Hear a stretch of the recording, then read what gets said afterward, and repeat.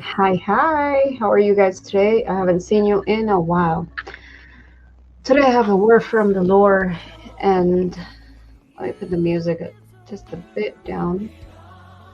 Give me a minute. I just feel like it's too loud. Hopefully it's not. Anyways, what we're going to be talking today is about First Kings chapter 19.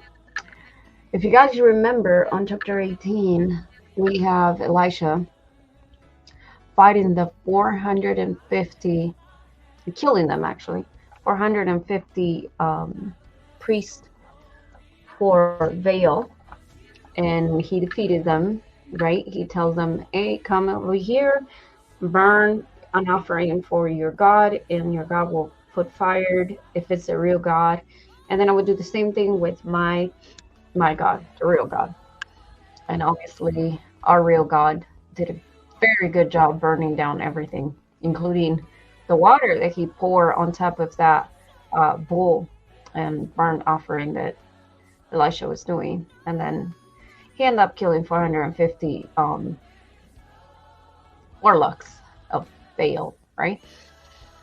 So my words here, sometimes you're going to do great and amazing works for the Lord, and the enemy is going to come and threat to kill you, right? Like Jezebel did. She threat Elisha to kill him. Elisha got feared and he went in the cave and hid. He fell into a depression before that, where he wasn't eating, he wasn't walking, all he was doing was sleeping.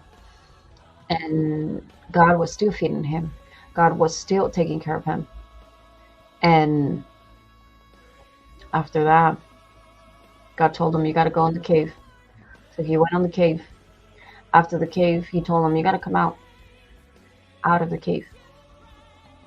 And sometimes you're going to have torment, you're going to have fire, you're going to have loud winds, and you're going to have all these things rise up against you. And you would think that, okay, maybe it's God's will, I got to go through this. And sometimes it's not God's will. Sometimes it's just to see how focused are you. God is way bigger than fire, way bigger than a big storm, way bigger than any situation in your life. And I know it can be tough. It can be very, very tough to come out of a situation. But you got to focus, because God is bigger than any situation you might be facing. So that's the word for today. Come out of that cave. Come out of the cave. It's not worth it. It's not worth it. That's where the enemy wants you. The enemy wants you hiding. The enemy wants you depressed, sleeping, not having a will to live. But that's a big fat lie of the devil. Because after you come out of the cave, God will continue to use you if you are focused on him. Because he wasn't on the fire, he wasn't on the storm, he wasn't on the big strong wings. He was that very small, still voice. Sweet voice, peaceful voice that is there, waiting to give you the strength, waiting to help you overcome anything. Because the word says that with Christ we're more than conquerors. More than conquerors. This Christmas, do not forget, it's not about the presents, it's not about Santa Claus, it's not about the tree, it's about Jesus. Being or not being Jesus Christ's birthday, gotta be about Jesus. And everything you do, the word says, everything you do, do it as if for the Lord.